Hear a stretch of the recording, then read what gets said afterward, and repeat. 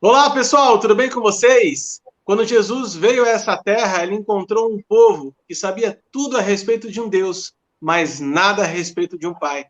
Vamos falar de paternidade? Prepare o seu café e se junta nessa roda com a gente logo depois da vinheta. Muito bom, pessoal! Estamos aqui de volta com mais uma roda de parola, começando tema novo, falando a respeito de paternidade. Antes da continuidade nesse tema, eu quero fazer um pedido para você. Deixa aqui o seu joinha, deixa aqui o seu like, compartilhe esse vídeo, porque ele nos ajuda a alcançar mais pessoas. Will, vamos abrir nossa roda de conversa? Vamos sobre paternidade? Eu confesso para vocês que eu gosto muito do que acontece fora dos bastidores. Para quem está nos acompanhando e não sabe, a gente fica batendo um papo ainda antes do negócio entrar online e depois que acaba a gente continua conversando. Wilson, vambora, que hoje é dia de parola. Boa.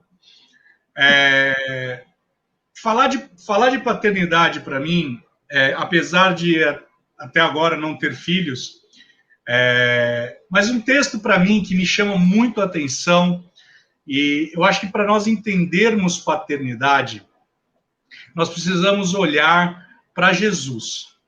Olhando para Jesus, nós vamos entender o que é um relacionamento de um pai com um filho, de um filho com o pai. Mas Paulo, em certa oportunidade, ele diz assim, em 1 Coríntios, capítulo 4, verso 15, ele diz assim, porque ainda que tivesseis milhares de mestres ou tutores em Cristo, não teríeis, contudo, muitos pais, pois eu, pelo Evangelho, vos gerei em Cristo Jesus. Na versão TPT, que é a versão que o Paulinho mais gosta, e aí, pessoal de Presidente Prudente, Metodista, o Paulinho logo vai pregar sobre essa versão. Não façam isso. Assim, que apesar de vocês terem muitas babás, muitas babysitters, que te dizem apenas e tão somente das coisas ruins, das coisas erradas que vocês estão fazendo, falta entre vocês um verdadeiro pai que vos ensine com amor o caminho que deve seguir. Sabe? Quando eu vou falar a respeito de paternidade, muitas vezes as pessoas falam assim, poxa, mas como que você pode falar de paternidade se você ainda não tem filho? Sabe? É muito curioso quando as pessoas trazem esse tipo de argumentação, porque se fosse assim, Jesus não podia falar de casamento. E aí, quando nós vamos entender, o ministério de Jesus, ele abre num casamento. Então, eu faço essa colocação, por quê? Porque quando Paulo está falando sobre isso, Paulo ele está citando algo de extrema relevância para nós. Ele está falando sobre eu e você podermos ter um conhecimento tamanho da palavra. Nós podemos ser mestres na palavra. Nós podemos ser o suprassumo da palavra. Mas mesmo assim, eu não ter o amor para passar o amor que a própria palavra tem para cuidar de pessoas. E isso, lá em Provérbios, fala assim, né? Vai ter com o teu rebanho, vai ver o estado do teu rebanho. Então, você vê que existe uma preocupação de Paulo em relação à qualidade com que as pessoas absorvem a palavra. Eu me lembro de uma pregação de um homem de Deus que ele fala a respeito do que significa o ensinar a criança no caminho que deve andar. A palavra ensinar significa treinar, mas no sentido militar. Significa você ter uma visão militar de como você deve instruir a criança para que lá na frente ela não se desvie. Você já viu um militar, depois que ele sai do período de serviço militar, ou quando ele se aposenta? Parece que é algo enraizado nele aquilo. Ou seja, a palavra foi inculcada nele. Então, com muita sabedoria, o Arthur fez a nossa abertura hoje aqui, Paulinho, e ele disse a respeito, você pode conhecer muito a palavra, você pode conhecer muito daquilo que a palavra fala a respeito de Deus, mas será que de fato nós conhecemos Deus como Pai, no seu caráter, no seu atributo? Porque Paulo, ele está falando aqui, olha, porque eu me coloco numa posição de pai para vocês, porque eu quero ministrar na vida de vocês, eu quero transparecer aquilo que Deus representa na minha vida. E Paulo é uma pessoa que quando ele recebe a salvação, diz lá a palavra que ele teve que pregar duplamente, porque primeiro ele teve que convencer de que ele não era mais aquele homem, e segundo, pregar o verdadeiro evangelho. E dali por diante, você começa a ver o que de fato a paternidade de Deus na vida dele faz uma diferença. E aí, para a gente trocar essa parola aqui, para a gente não ficar num monólogo, gosto daquele texto de Gálatas, que Paulo fala, porque eu hoje tenho que orar e gerar de novo vocês, porque vocês saíram do caminho. Então veja que, nesse texto de 1 Coríntios capítulo 4, verso 15, Paulo fala sobre gerar.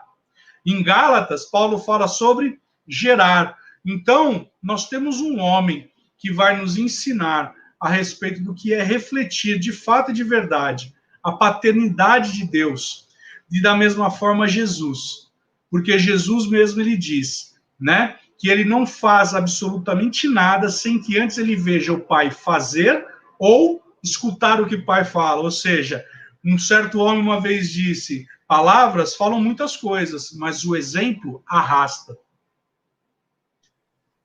Will, você destacou a palavra gerar, que aparece, né, tanto aí em 1 Coríntios 4, quanto lá em Gálatas, capítulo 1, e tem uma palavrinha que também é repetida nesses dois textos, ou um conceito, né, não necessariamente a palavra, mas o conceito do caminho, né? Nessa tradução engraçadinha que você usou aí, o versículo 16, ele parece que está embutido no versículo 15, quando a ideia central de Paulo é mostrar o caminho pelo exemplo, pela prática, né? Que é exatamente a crítica de Paulo aos Gálatas no capítulo 1, quando Paulo diz, como vocês saíram do caminho tão depressa? E por isso Paulo fala, eu preciso gerar vocês de novo, né? A ideia de paternidade me parece inaugurada através de Cristo Jesus, e é a ideia da paternidade que nós vamos enxergar no Novo Testamento, dentro dessa perspectiva da paternidade espiritual, deixando claro aqui que paternidade espiritual não é um termo que está na Bíblia, mas é um termo perfeitamente fundamentado na Bíblia, né? Então, essa ideia inaugurada ali através de Cristo Jesus, me parece que ela vai ter muito forte essa tônica da geração, do gerar, ou seja, do reproduzir conforme um DNA, e do mostrar o caminho mediante a prática, né?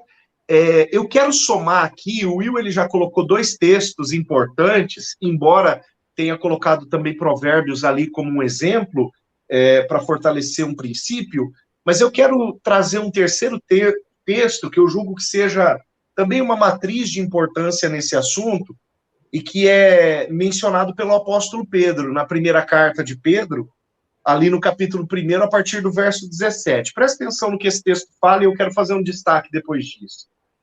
E se vocês invocam como Pai aquele que sem parcialidade julga segundo as obras de cada um, vivam em temor durante o tempo da sua peregrinação, sabendo que não foi mediante coisas perecíveis, como prata ou ouro, que vocês foram resgatados da vida inútil que seus pais lhe legaram, mas pelo precioso sangue de Cristo, como um cordeiro sem defeito e sem mácula. Ele foi conhecido antes da fundação do mundo, mas foi manifestado nestes últimos tempos em favor de vós. Olha que coisa interessante. Pedro aqui, ele vai falar acerca de um pai que acompanha os seus filhos na sua peregrinação, né? E ele vai falar que o papel que esse pai faz, obviamente referindo-se ao Senhor, o papel que esse pai faz é um papel muito mais perfeito do que o papel que os nossos pais carnais podem fazer naquilo que diz respeito à nossa peregrinação. Porque os nossos pais carnais, eles podem nos deixar um legado de ensino, eles podem nos deixar um legado de inspiração, eles podem nos deixar um legado de apoio, mas o único pai que pode nos outorgar o direito à salvação é o Senhor, né? Por isso que aqui Pedro ele está fazendo essa analogia tão bacana, encontrando-se com a analogia feita pelo apóstolo Paulo, tanto quando escreve aos Coríntios, quanto quando escreve aos Gálatas, falando acerca de um pai que nos acompanha no caminho, um pai que nos acompanha na vida, um pai que nos acompanha no ministério. No meu entendimento, quando Jesus inaugura ali o seu ministério, com a sua primeira aparição ministerial pública, após, de fato, ter ido para o deserto, orar, jejuar por 40 dias e 40 noites, escolher os seus apóstolos, né?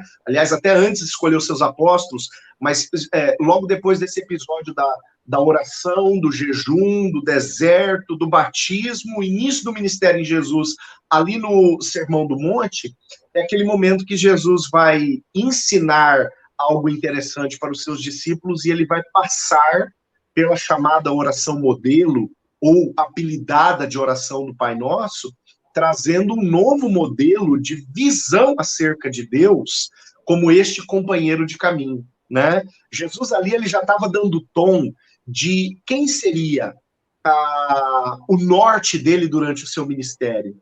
Qual seria o fundamento no qual ele se basearia no decurso do seu ministério, do seu período ministerial? De onde viriam os princípios estabelecidos por ele? Tanto que ele começa o seu ministério chamando Deus de Pai, e ele termina o seu ministério chamando Deus de Pai, né? A sua primeira fase do ministério na cruz, dizendo: Pai, em tuas mãos eu entrego o meu espírito. Então, é um começo e é um princípio deixando algo muito frisado aí acerca deste entendimento que Jesus tinha acerca do seu caminho ser ditado, ser determinado pelo próprio Pai. E é interessante isso que você falou, porque você falou sobre a crucificação, e ali nós conseguimos ver uma divisão, porque ele fala: Pai, agora entrego nas tuas mãos o meu espírito, mas antes ele fala assim: Deus meu, por que me abandonaste? O que me leva a pensar em algo poderoso aqui, ou seja, houve uma ruptura no seu relacionamento. Então, nessa ruptura, ele não enxerga... Olha que interessante, hein? Ele não enxerga, naquele momento da crucificação, Deus como Pai. E isso me faz pensar e refletir a respeito da fala inicial do Arthur, que é muito importante para ser a nossa bússola, o nosso norte aqui. Eu posso ter o conhecimento da palavra, eu posso revirar a palavra de cabo a rabo, mas se eu não tiver um relacionamento com Deus, isso não vai me fazer sentir, experimentar a paternidade de Deus na minha vida, daquele pai que cuida, que zela, que instrui, que disciplina, porque lá em Hebreus vai dizer que o pai, ele disciplina o seu filho. E se você não é disciplinado, talvez você seja um bastardo. Uma coisa que me encanta muito na questão desse tema de paternidade, dentro desse viés, né, que nós estamos falando da paternidade de Deus, é que quando Jesus inaugura esse novo conceito, né, esse novo momento de apresentar Deus como Pai, ele muda o patamar não só de nome, mas principalmente de intimidade. O que eu quero dizer com isso, gente? Até então, o povo conhecia Adonai, conhecia o Senhor, o Rei, o Todo-Poderoso, aquele que fica lá no trono dando ordem para mim, uma série de lei e eu obedecendo lei. Né? Então, o meu relacionamento com Deus, ele passa a ser um relacionamento de obediência de leis, simplesmente. Quanto mais eu obedeço, mais ele gosta de mim. Quanto mais eu obedeço, mais ele derrama sobre a minha vida. É uma relação, eu não vou dizer fria, mas é uma relação imperfeita, incompleta. Meritocrática. Quando Jesus... Isso. Quando Jesus vem e aborda Deus como Pai, ele está dizendo a seguinte coisa: eu estou trazendo vocês para um nível de intimidade com Deus que somente uma família pode proporcionar. Porque aonde tem pai, tem que ter filho.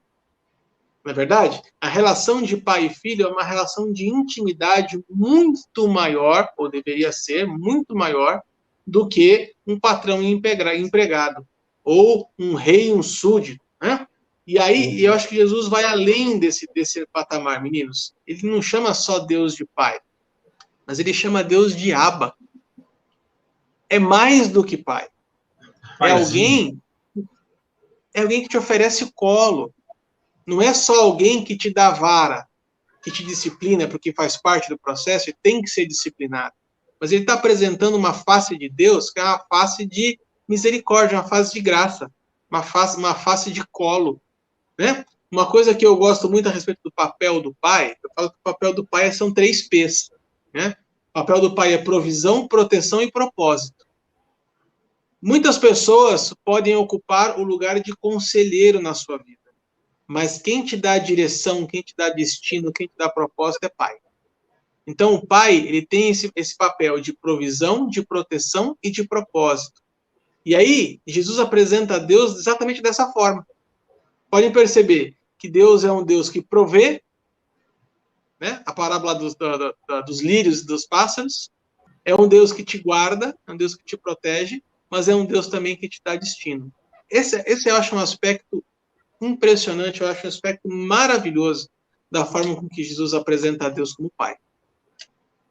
A gente pode encontrar essas características todas na oração do Pai Nosso, né?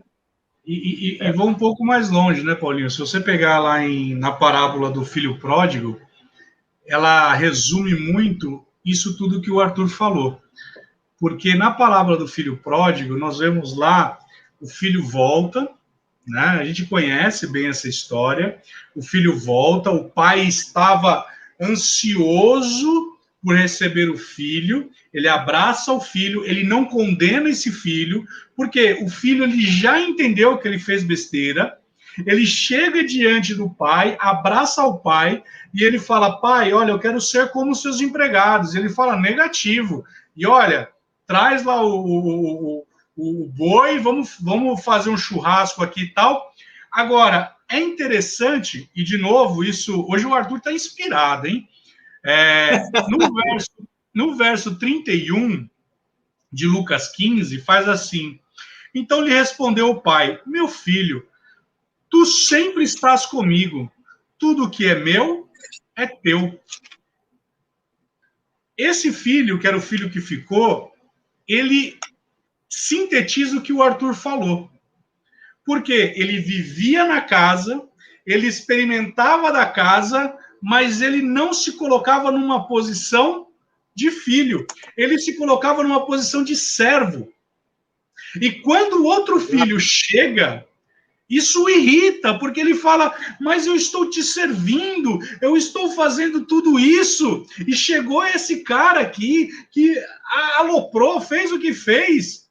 E aí o pai vira e fala assim: meu filho, tudo que é meu é teu. Ou seja, você não tem uma relação comigo, você não tem uma intimidade comigo a ponto de você entender. E aí a gente... De novo, o Arthur falou algo tremendo sobre Jeová Jirê, né? O Deus da provisão, o Pai que dá a provisão. Eu sempre cito aqui nas nossas parolas a frase do pastor Janduí, o meu pastor, que ele fala, né, que ser próspero é ter o Pai que nós temos. Então, veja, é um Pai que supre a nossa necessidade, é um Pai que estende a sua mão, é um Pai que não condena, mas ele abraça. Quando eu me converti, eu costumo dizer que eu tenho uma trilha sonora. Tem uma música da Ana Paula Valadão, que é Nos Braços do Pai, que ela faz um cântico espiritual ali, um espontâneo e tal, e ela começa a falar assim: olha, não importa o pai que você teve ou o pai que você tem, não transfira aquilo que você tem com o seu pai para o caráter de Deus. Porque quando isso é muito natural, porque quando você não entende o caráter de Deus, você automaticamente transfere a paternidade do meu pai natural para o meu pai, que é Deus. Mas quando nós entendemos que, na verdade, aquele que nos gerou, e lá em Gênesis diz assim, façamos a nossa imagem e a nossa semelhança. Ali houve uma reunião da família celestial. O Pai, o Filho e o Espírito Santo dizendo, vamos agora fazer a humanidade para que nós possamos também interagir com eles. Isso é muito forte. Então, quando nós entendemos isso, eu acho que nós começamos a ter uma outra dimensão. E vou falar mais. Quando nós entendemos isso, nós vamos entender a respeito de um caráter de perdão. Por quê? Porque muitas vezes eu posso ter tido um pai duro, um pai austero, um pai que muitas vezes ele pode até ter cometido abusos, mas o meu Deus, que é o meu pai, ele não pratica essas coisas. Então, quando eu entendo o caráter de Deus, quando eu entendo os atributos de Deus na minha vida, o amor de Deus, como diz lá o apóstolo Paulo em Romanos, ele vem abundar o meu coração e eu então começo a enxergar o meu pai com outros olhos. E aí eu começo a liberar perdão. E nós falamos isso em prosperidade, né? Quando nós falamos sobre a generosidade. E uma das grandes generosidades de Deus é o perdão. Paulinho, antes só de você continuar, deixa eu fazer um detalhezinho nesse texto da parábola que o senhor citou. A gente conhece ela como a parábola do filho pródigo, mas a gente já aprendeu que é a parábola do pai amoroso, na verdade, né?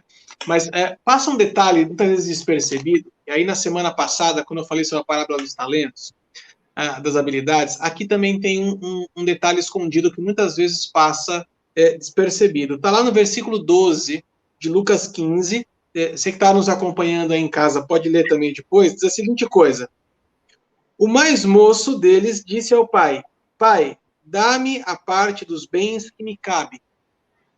E ele lhes repartiu os haveres.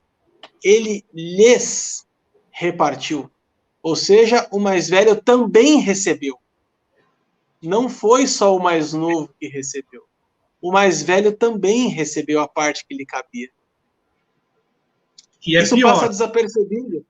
Não, e tem um pior ainda. E tem um pior ainda. Ele é o mais velho. Não é isso. Recebe em dobro. Não é isso. Por que ele fica chateadinho? Porque o pai estava vivo ainda. Então o pai continuou a produzir, continuou a criar uma herança. Se o filho não aparecesse, ele ia receber a totalidade. Como o filho aparece, aquela primeira porção já foi, e ele teria direito agora de receber de novo. Só que agora ele vai ter que dividir de novo com o irmão. Agora, olha que coisa interessante, que é a questão de Deus desejar revelar a sua paternidade, né? Conforme isso que Jesus ensina na parábola do filho pródigo. Porque eu enxergo isso porque, olha só, o que leva Deus a revelar a sua paternidade, né, na figura daquele pai que acolhe o filho, que pecou e se arrependeu, é o arrependimento do filho. Aqui a gente vê a paternidade daquele pai, uma paternidade de amor, de acolhimento, de perdão, sendo revelada mediante o arrependimento. E para o filho que ficou, a paternidade também é revelada, né? Quando o pai fala, tudo que eu tenho é teu, você ficou aqui e perdeu tempo de não desfrutar. Mediante que sentimento daquele filho? Mediante a indignação dele, né? Então são dois sentimentos perfeitamente humanos, um deles o arrependimento, o outro a indignação, que no final das contas acabaram servindo para aqueles dois filhos, para que o pai pudesse revelar o seu propósito em referência a esses filhos, né? Quando o Ilcinho falou desse padrão de paternidade, eu me lembrei de um texto, eu corri aqui nele, que é o texto da primeira carta de João, capítulo 3, Lá a partir do verso 1, a palavra diz assim: vejam que grande amor o Pai nos tem concedido a ponto de sermos chamados filhos de Deus. E, de fato, somos filhos. Por esta razão, o mundo não nos conhece, porque não o conheceu. Né? E ainda vem no versículo 2 aqui algo tremendo que eu enxergo. Amados, agora que somos filhos, ainda não se manifestou o que haveremos de ser. Sabemos que quando ele se manifestar, seremos semelhantes a ele, porque haveremos de vê-lo como ele é. Né? Aqui cai muito naquilo, Will, que você falou lá no primeiro texto, quando você cita 1 Coríntios 4,15, do apóstolo Paulo, intrinsecamente oferecendo-se como um pai aos coríntios. Né? De Gálatas capítulo 1, Paulo falando, eu quero gerar vocês de novo, né? Colocando-se nessa posição de paternidade. Para mim fica muito claro aqui que a paternidade que nós precisamos exercer, né, como pais espirituais nessa terra, muito além da paternidade genética, né, a paternidade espiritual, ela precisa partir do pressuposto de que nós vimos Deus, né? A perfeição da paternidade de Deus, ela precisa ser manifesta na imperfeição da nossa vida, mas não a partir daquilo que nós temos, mas a partir de um modelo perfeito, que é o modelo estabelecido pelo Senhor. Né? É o desafio de nós vivermos a santidade, ou seja, um perfeito alinhamento com aquilo que o Senhor estabeleceu para que eu viva, e mais do que viva, reproduza sobre a vida de outras pessoas. A paternidade espiritual, que é um tema que nós vamos trabalhar mais tarde, mas a paternidade espiritual, ela precisa refletir o quanto eu entendo da paternidade de Deus sobre a minha vida, como exemplo, como um padrão, como um modelo, como um caminho, como aquele que me dá aquilo que me coloca no trilho, aquilo que me alinha ao centro da vontade do Senhor. E você falou algo aí, me lembrei de um outro texto de Paulo, que ele fala assim: temos, porém, este tesouro em vasos de barro, para que a excelência do poder seja de Deus e não de nós. Por que isso? Olha aí, hein? Meu texto. Por que é importante isso? Eu acho que é importante a gente frisar algo. Quando o João ele fala assim, como que eu posso amar, né, aquele que eu não vejo, né? E aí ele cita, faz um paralelo aí, mas eu só posso experimentar de fato essa paternidade, eu transferir essa paternidade e eu experimentar da paternidade quando eu entendo que eu tenho que manifestar a paternidade de Deus na vida das pessoas. O que eu quero dizer com isso? Quando João ele cita a respeito disso, né, de você, como que você pode amar o seu irmão, odiar o seu irmão, se você não vê a Deus, ele faz esse paralelismo todo, ele está falando algo assim, olha, se você diz que você ama a Deus, que é invisível, então, como que nós temos que quebrar aqui uma vaca sagrada? Faz tempo que eu não falo isso, hein? Que é o seguinte, a responsabilidade pela manifestação do caráter de Deus compete a mim e compete a você.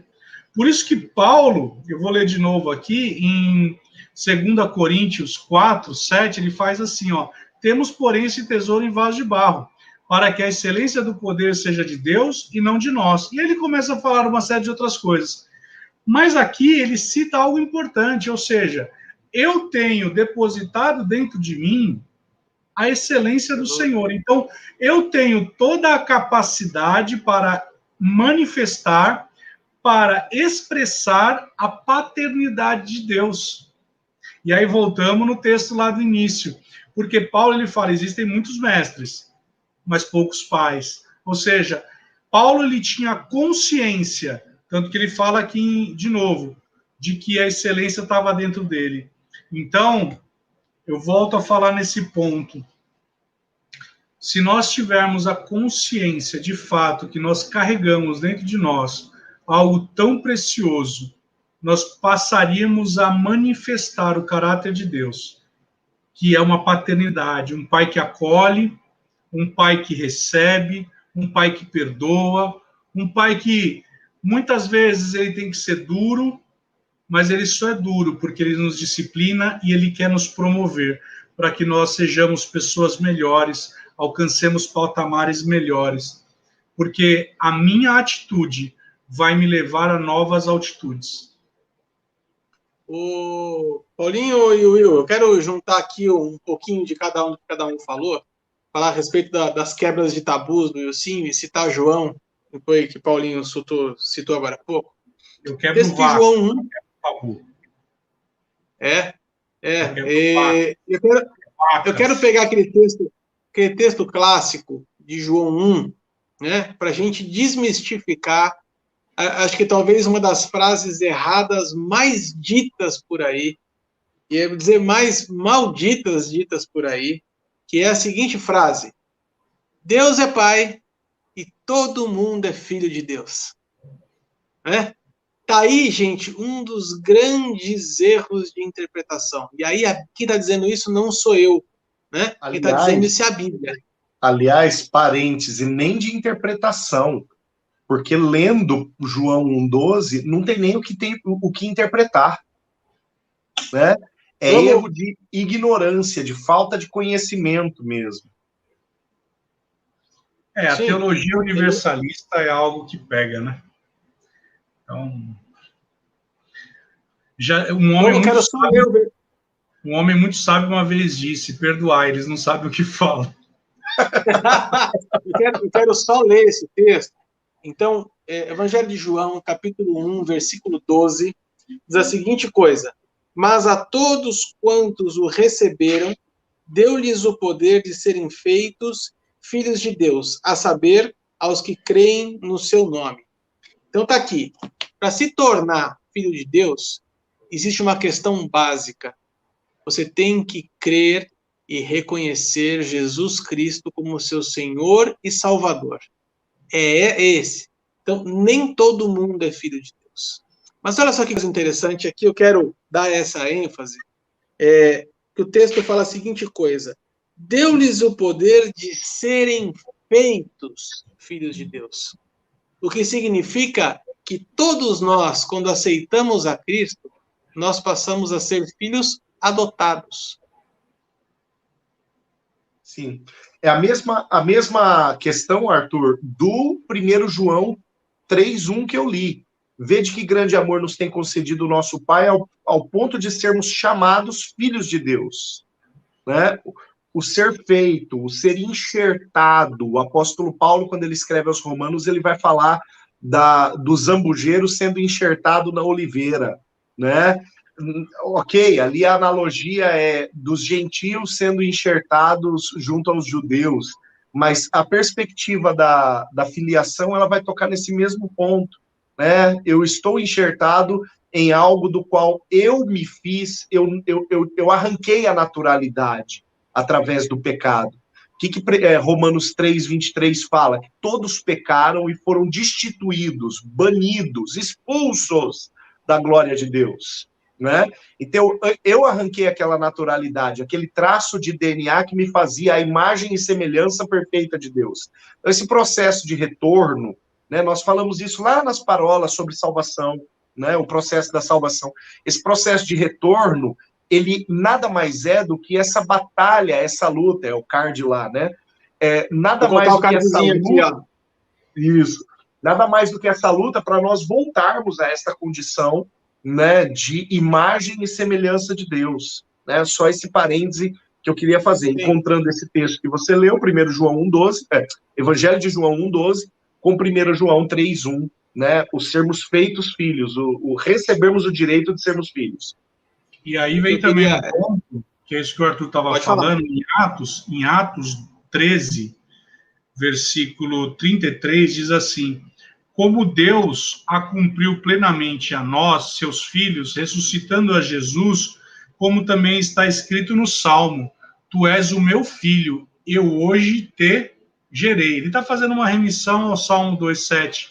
E é interessante porque quando ele fala eu hoje te gerei, ele está falando a respeito de que através da morte de Cristo Jesus, e aí depois de uma outra parola a gente poderia falar sobre as mortes que Jesus ele sofreu na cruz, a morte espiritual e depois a morte física, ele está falando assim, agora eu te gerei.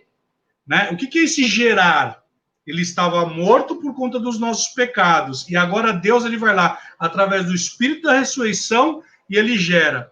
O Arthur ele falou com muita sabedoria quando ele fala sobre João 1, porque ele fala, foram feitos filhos, ou seja, para eu ser filho de Deus, eu tenho que nascer de novo. E como eu nasço de novo?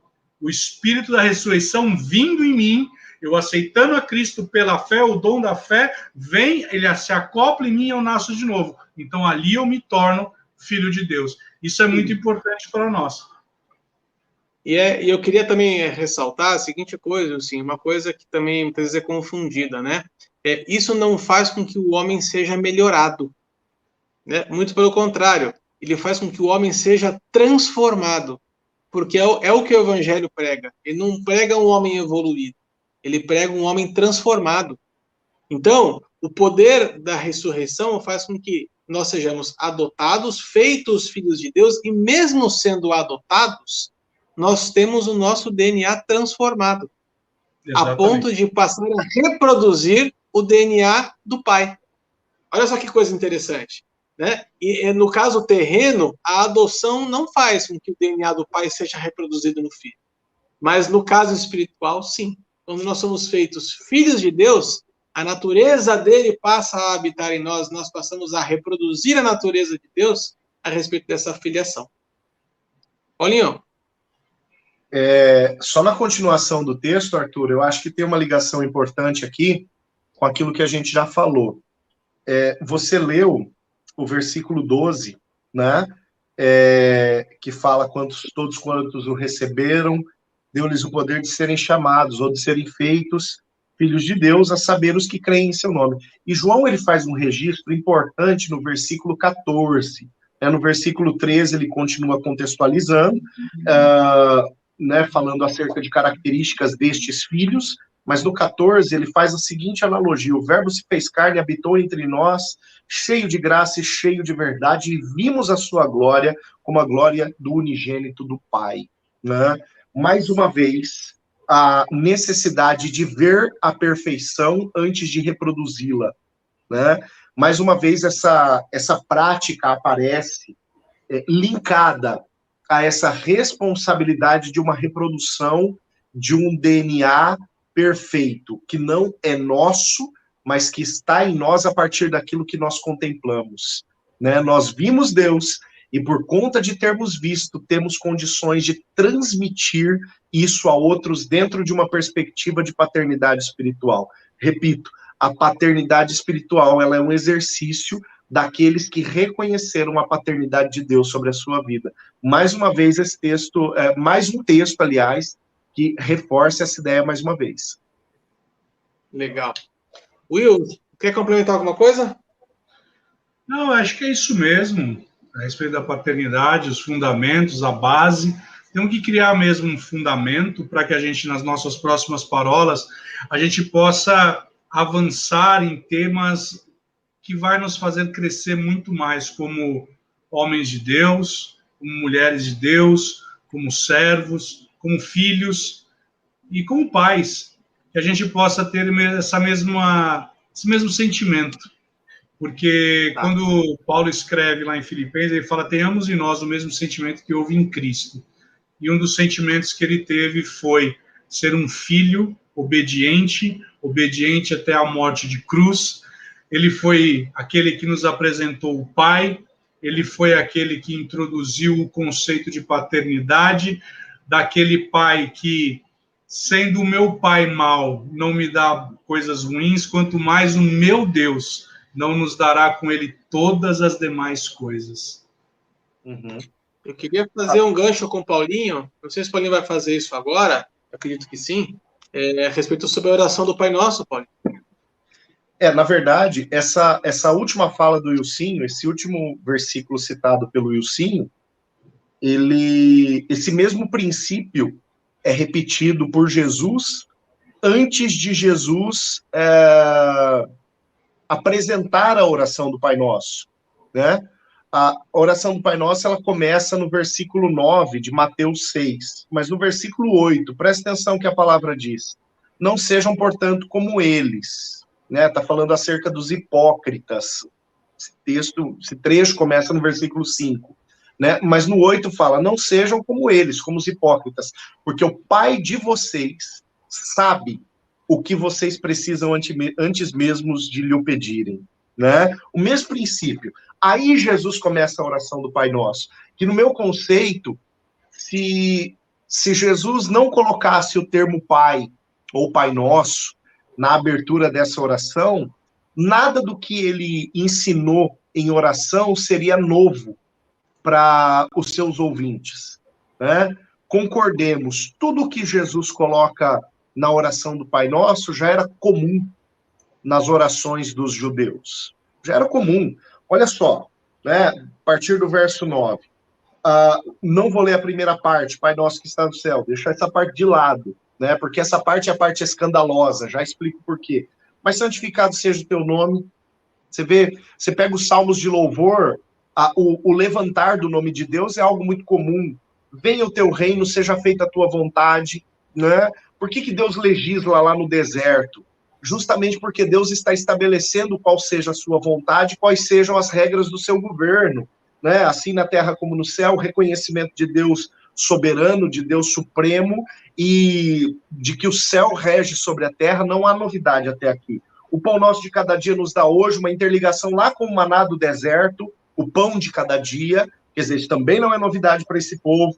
Perdoa as nossas dívidas, como também nós perdoamos os nossos devedores. Vocês veem em outros momentos Jesus sendo severamente atacados pelos doutores da lei, pelos sacerdotes, quando Jesus lança uma palavra de perdão nas pessoas, e os sacerdotes, os fariseus, os doutores da lei em geral, eles dizem, só Deus pode perdoar. Então Deus, como perdoador, também não tem novidade nenhuma, né? Não nos deixes cair em tentação, mas livra-nos do mal, pois teu é o reino, o poder e a glória para sempre. Mais uma vez, uma interligação lá com a legislação no deserto, né, com a construção de um código legal. Não tem nada de novo na oração do Pai Nosso. A única coisa inovadora e que muda todo o sentido dessa frase é que ela não é feita a um Deus legislador, ela não é feita a um Deus padeiro que dá pão para o povo, ela não é feita a um Deus meramente perdoador através de sacrifícios, ela é feita a um Pai. Isso muda todo o sentido dessa oração. Quando Jesus começa essa oração dizendo, quando vocês orarem, vocês vão dizer assim, Pai nosso que estás no céu. Eu imagino o burburinho que houve naquela linha de frente de escribas, fariseus, zelotes, saduceus, doutores da lei em geral, os funcionários do templo em geral. Que negócio é esse de chamar Deus de Pai? Onde já se viu chamar Deus de Pai?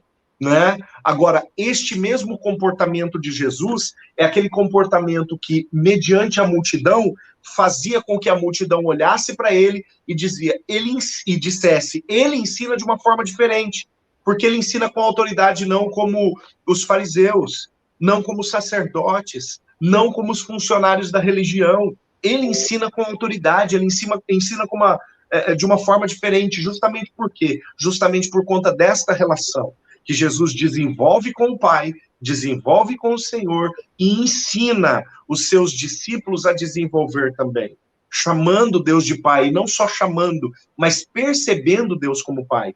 E aí quando a gente olha para a oração do Pai Nosso, que não é chamar, não é o nome dela esse, né, mas é o apelido que a gente deu, mas quando a gente olha para essa oração constituída pelo Senhor Jesus como uma oração modelo, nós vamos perceber como Jesus, de fato, traz um sabor novo para princípios antigos, uma ressignificação que muda todo o conceito, tanto de quem ora, quanto daquele que ouve essa oração. Porque quem ora, ora não agora como um pedidor de favores, mas ora como um filho intimamente relacionando-se com o Pai. E percebe o Pai como alguém que está ouvindo apaixonadamente a voz de um filho que declaradamente depende dele.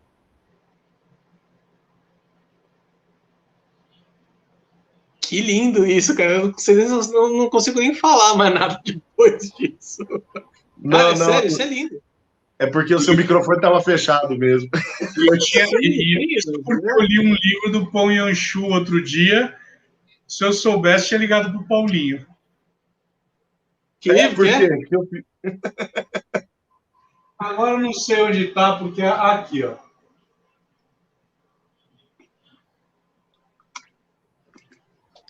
Jesus. Top, hein? Orando top, com Jesus. Hein? E o que esse cara escreve sobre oração, você pode levar a sério, hein? Dica de leitura dos paroleiros. O que Paul Yong-Cho escreve sobre oração, leve a sério. Leve a sério. Muito bom. Paroleiro também é cultura. Demais da conta. Aliás, eu gostei muito da nossa última parola. A gente fez várias sugestões de leitura complementar, né? Inclusive nas nossas redes sociais, vocês vão encontrar várias sugestões de leitura sobre prosperidade bíblica, tá? Fica a nossa indicação aqui para você olhar lá no nosso Facebook, no nosso Instagram, leituras complementares. Meninos, eu queria fazer um último gancho a respeito do tema de hoje de paternidade. A gente está quase indo para o final aqui do nosso tempo. Eu falei num determinado momento se há um pai, há um filho, né? E aí esse contexto de família. Eu creio que um dos grandes desafios que o cristianismo tem, e nós temos como cristãos maduros, é a transformação de filhos em pais, em futuros pais, né? A gente vê hoje muito... Eu gosto muito de uma brincadeira que o Wilson fazia, né? Imaginando Jesus brincando com o Gabriel, fala assim, olha, Gabriel, ele tá falando, orando, olha que bonitinho, né? Mas a gente acaba tratando... Você lembra desse, né, Austin? A gente brinca muito e fala muito a respeito disso, né? Da maturidade cristã. E como é importante a gente fazer essa transição de filhinhos, de jovens para pais. Eu acho que esse é um dos grandes desafios, né? E a paternidade de Deus, ela vem mostrar isso para a gente. O que a paternidade nos mostra, a gente, como conceito? Que o reino de Deus é um reino de continuidade, é um reino dinâmico, né? A vida cristã é uma coisa de continuidade, né? A gente sempre brincou que, há um tempo atrás, falava que a vida cristã não é uma corrida de 100 metros rasos, mas que era uma maratona, né? E eu quero ir além. Eu diria que que a vida cristã é muito mais que uma maratona, mas é uma corrida de revezamento, né? Onde a gente deixa e perpetua a palavra e o reino para as próximas gerações. Eu quero mostrar em duas passagens rápidas bíblicas a respeito que Deus é um Deus geracional, é um Deus que trabalha em diversas gerações. Vou pegar lá em Gênesis 37, versículo 1. O texto vai falar, 1 e 2 vai falar a seguinte coisa. Habitou Jacó na terra das peregrinações de seu pai, na terra de Canaã. Esta é a história de Jacó. E o versículo 2 então começa. Tendo José 17 anos, apacentava os rebanhos do seu irmão. Peraí, a história não é de Jacó? Se a história é de Jacó, por que está falando de José? A história continua, gente. A história continua nas próximas gerações. A história continua nos próximos. Se nós formos pegar lá, e aí citando Canaã, é algo proposital aqui, né? Nós vamos entender aqui o chamado de Abraão, que está lá em Gênesis 12, essa terra é Canaã. Se você for pegar no capítulo 11 de Gênesis, a partir do versículo 31, você vai ler a seguinte coisa. Tomou Terá a Abraão, seu filho, e a Ló, filho de Arã, filho de seu filho, e a Sarai, sua nora, mulher de seu filho Abraão, e saiu com eles de Ur dos Caldeus para ir à terra de Canaã. Foram até Arã, onde ficaram. E havendo Terá vivido 205 anos ao todo, morreu em Arã. Opa! O texto aqui está me dizendo, então, que Terá, pai de Abraão, já estava a caminho de Canaã.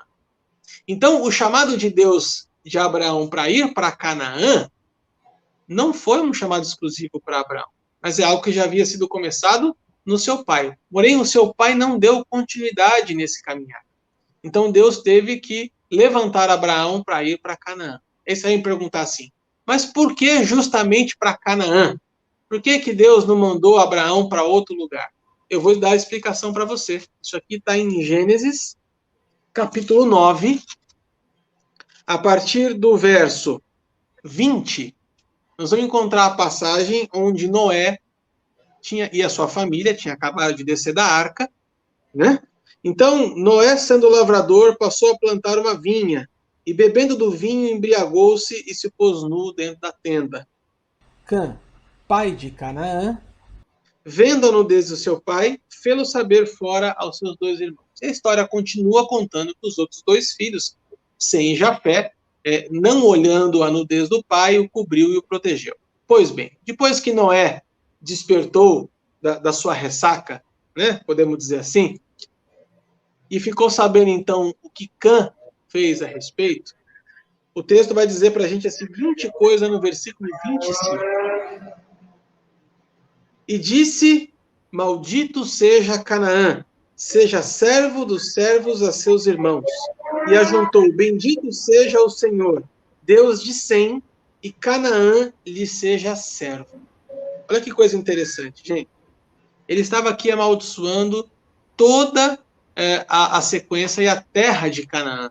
Então, estava amaldiçoando praticamente 1/3 da terra. Se Noé tinha só 3 filhos, Cã, Sem e Jafé, e todo mundo já havia morrido, só havia a família de Noé na terra, estava amaldiçoando aqui, então, 1/3 da sua própria descendência.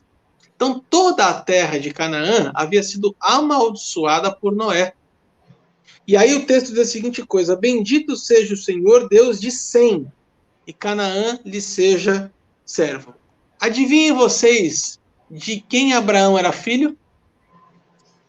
Exatamente, filho de Sem. O texto aqui está dizendo que Canaã seria servo do servo. Eu vejo que ser servo não era um problema em si, porque eu e você somos servos. Nós 3 aqui somos servos e eu não sei vocês, mas para mim é uma grande honra ser servo. O problema é que ser servo do servo significava ser escravo.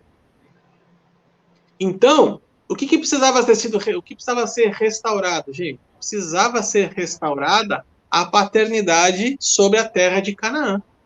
Uhum.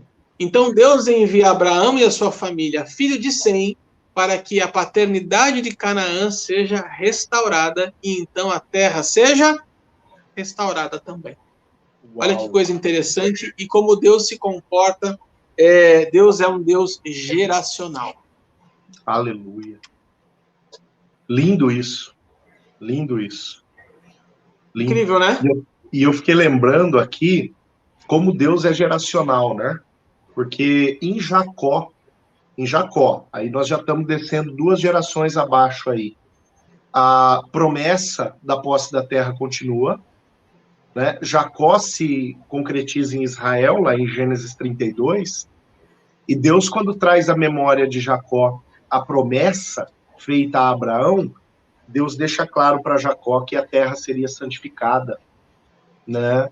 Deus deixa claro que o ambiente no qual Jacó pisasse, aquilo seria terra possuída, né, por grande povo do Senhor, terra do Senhor, né? Isso é lindo, a continuidade desse processo. Que tremendo, Arthur. Tremendo mesmo. Uma coisa interessante para a gente restaurar também dessa história de Abraão e da terra é que Abraão ele foi chamado para ser pai de multidões, né? Pai das nações. Só que a mulher de Abraão era estéril. Sarai era estéril. Mas então Sarai teve a capacidade de ter filhos e teve a Isaac. Certo? Mulher de Isaac, Rebeca, era estéril. Aí Deus deu a capacidade de Rebeca de ter filhos. Então, Rebeca teve um filho, chamado Jacó. E a mulher de Jacó, Raquel, era, adivinha? Estéril. Como é que Deus trabalha em 3 gerações, porque a promessa já havia sido feita? E Deus, ele mesmo tendo 3 gerações de mulheres estéreis, Deus não permitiu que a promessa fosse quebrada, que a paternidade fosse quebrada. Isso é tremendo, gente. Isso é incrível. Eu fico, sério, eu fico arrepiado de escutar de falar um negócio desse. Mas eu queria deixar esse gostinho para você que está nos acompanhando, que paternidade as nossas parolas de paternidade vão navegar por esse tipo de mar aqui que nós estamos, essa base que nós estamos dando para vocês hoje. Então, semana que vem tem mais, e eu queria as considerações finais, Lucinho e Paulinho, o nosso oráculo, a nossa mente brilhante. Deixa só eu fazer eu colocar a base naquilo que eu falei, né? Eu mencionei de Jacó, mas eu não falei o texto, né? Em Gênesis 35, ali a partir do versículo 9, a palavra diz assim: depois que Jacó havia retornado de Padã-Arã, Deus apareceu outra vez e o abençoou, e Deus disse a ele: você se chama Jacó, mas o seu nome não será mais Jacó, o seu nome será Israel. Eu sou o Deus Todo-Poderoso. Seja fecundo e multiplique-se. Uma nação e uma multidão de nações sairão de você, reis procederão de você. A terra que dei a Abraão e a Isaque darei também a você depois, e a sua descendência. E Deus se retirou dele, elevando-se do lugar onde havia lhe falado. Então Jacó pôs uma coluna de pedra no lugar que Deus havia falado com ele, derramou uma libação de azeite sobre ela, e ao lugar onde Deus havia falado com ele, Jacó deu o nome de Betel, casa de Deus, lugar da habitação de Deus, uma terra santificada pelo Senhor. Deus abençoe, gente. Até a próxima. Depois disso que o Paulinho falou, eu só posso dizer boa noite. Boa noite para vocês, gente. Não esquece de deixar aqui o seu joinha, não esquece de compartilhar, deixa o seu comentário, a gente quer saber o que você está achando das parolas, a sua participação é muito importante. Deixe seu like, nos ajude a divulgar esse canal. Um grande abraço para você, até semana que vem, com mais uma roda de parola dos paroleiros.